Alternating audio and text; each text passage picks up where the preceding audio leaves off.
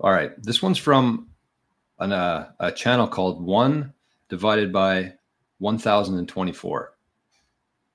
It's an interesting one. Says, I know this is unpopular, but I think by 2140, Bitcoin wallets untouched for over 100 years will get recycled. The cap will remain at 21 million, but those lost sats get recovered and spat back out.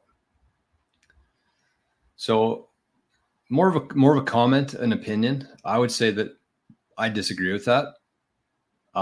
First of all, I don't think it's possible to do without really changing the Bitcoin code.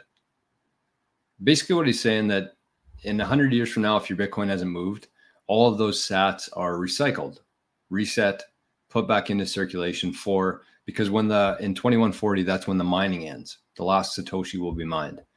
So he's saying put all those coins that have been lost back into the circulation and mined from there. I mean, is it possible? I have no idea what's going to happen in 100 years from now. I have no idea what the Bitcoin code is going to look like in 100 years from now, but I don't think it's possible without really messing things up. That's what I'll say. And I don't think it's a good idea, because the whole point of Bitcoin is that it's a scarce asset with a fixed supply, fixed. And what if people have had it for 100 years in their family and they just didn't move it? You're just going to lose those coins? I don't think that makes any sense. I'm sorry to say that, but that doesn't make any sense to me. And there's actually another comment on YouTube that actually tied really well into this from a separate video, but this is from Matt McLaren. Said there's probably only 1 million holders of one or more Bitcoin, and that number will only get less as Bitcoin spreads out. Agreed. Keep in mind that if all but some Bitcoin are left not lost, it can still scale by just adding more zeros. So keep that in mind, because basically what the first comment was saying, that Bitcoin's going to be too scarce. We're going to need to recycle those coins, put more in circulation.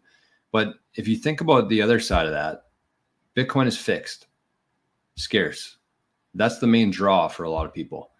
And so if you change that, you change everything about Bitcoin.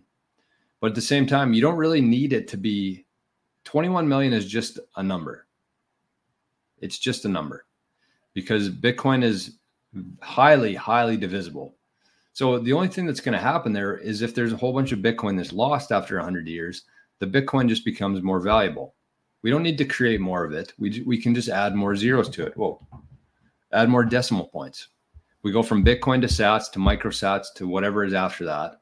And that's how you do it.